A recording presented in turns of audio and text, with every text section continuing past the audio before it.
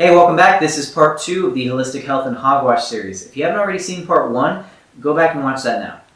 If you've already seen it or you're just getting back from watching it, there's some things that I want to clear up before we go any further.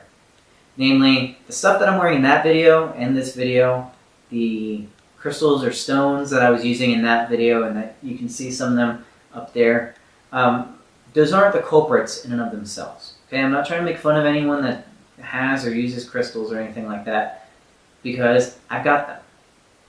The point I'm trying to make, though, is that I don't think they make me feel better because there's any magic inherently in them. I think they make me feel better because they're pretty, and I like them. That's it. On to the hogwash. So what is it that I'm talking about when I say hogwash? Well, I think a lot of the confusion, that I run into happens when people confuse the term holistic, also holistic health, holistic lifestyle, with alternative medicine, and new age. Bleh. Okay, they're not the same thing. Alternative practices and new age stuff can play a role in someone's holistic lifestyle. That's fine, but that doesn't make them the same thing. What is holistic living? Stay tuned, we'll cover that in part 3. What we're going to cover today, though, are a few of the things that I do think are hogwash, why I think they're hogwash, and maybe a couple of alternative things that might have a little more basis and reason behind them, and why you might want to include them in your holistic lifestyle.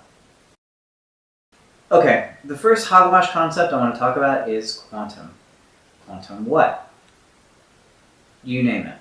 Okay, we've got quantum healing and quantum psychology and quantum gardening, probably, I don't know. But that term is getting attached to a whole lot of things. And those things may not necessarily be the problem. But what I see as the problem is that people are taking a small bit of understanding from a very large field, and maybe not even entirely understanding that little bit, and moving it to other areas. Okay, so they're exporting this concept to things, like I said, like gardening or whatever, without fully understanding that thing in the first place. And the space in between is where the hogwash happens. So one example would be the observer effect, which basically says that if I'm going to measure a given thing, the process of measuring that thing is probably going to have an effect on that thing, which changes the outcome of the measurement. So if I wanted to check on an electron, a photon would have to interact with that electron, which might change the path of that electron.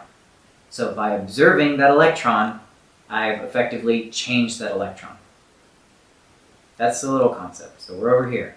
Then we take it over here to our new age thinking and say, well, if I can change something by observing it, then I can change everything however I want by observing it. So if I think differently, or if I look at something a little bit differently, I can create this world however I want it. No. Next, vibration. This stems from that same sort of quantum misunderstanding that we just talked about. So the sciencey part says that molecules and atoms and subatomic particles vibrate. Cool. Then we take that over to the new age thinking thing, and suddenly vibration is a goal. Like, I want to increase my own personal vibration, or I need to get to a higher state of vibration, as if this somehow relates to being more enlightened. Perhaps that may be useful as a metaphor. The problem is that some people, because it has some root in an actual scientific thing, take it as literal. And so they think, like, yes, I'm actually increasing my vibration. Give me a break. If you want to increase your vibration, go do some exercise or go get in the sauna. Why? Because that's adding energy to the atoms in your body, which makes them vibrate more. That's actually increasing your vibration. And guess what? When you go to the sauna, you don't feel enlightened. You feel hot.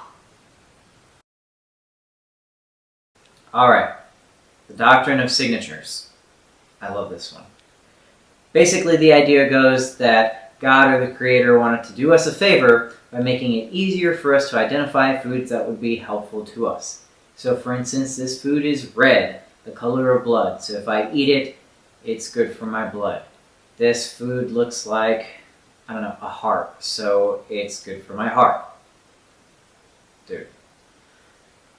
Okay.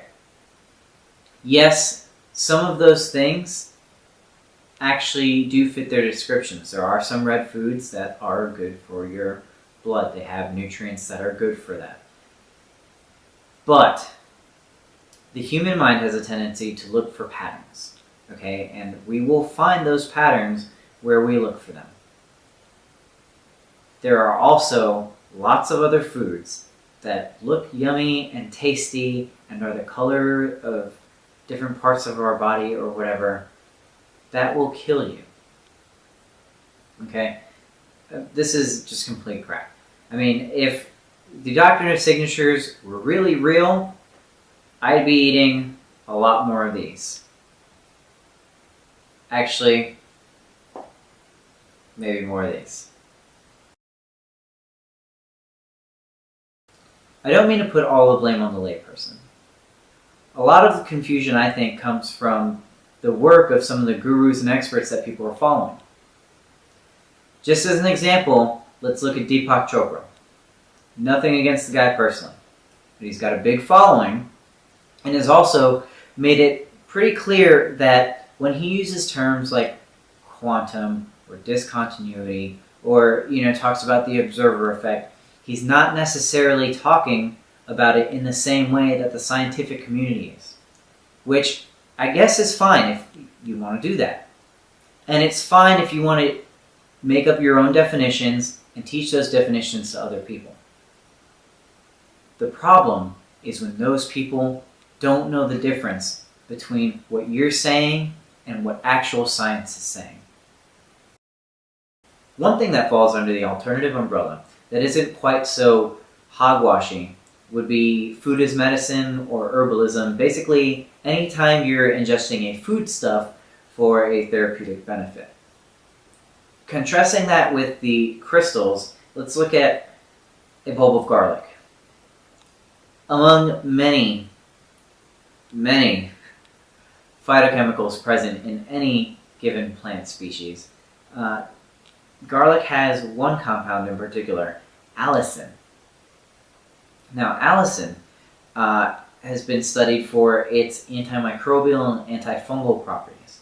So it's not a huge logical leap then if you've got an antifungal compound to then take that compound and bring it into your body if you're having a fungal problem and expect to see some sort of benefit. On top of that, garlic has a very long history of being used for just such purposes, among others. So again, back with the crystal thing, the difference there is that we've established some sort of scientific basis for believing that this bulb of garlic will have a therapeutic benefit, as opposed to not having a very good scientific reason with the crystals.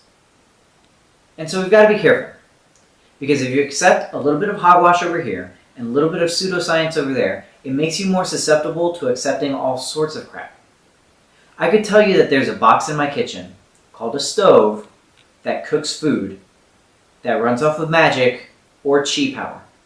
Or I could tell you that it's a technology that's based on the exploitation of scientific principles.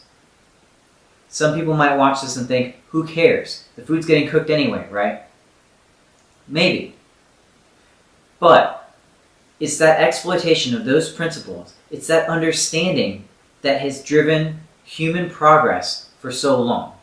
And if you accept that the stove is running off of magic or chi, you are doing yourself a disservice. And when it comes to your health and well-being, that disservice could be disastrous.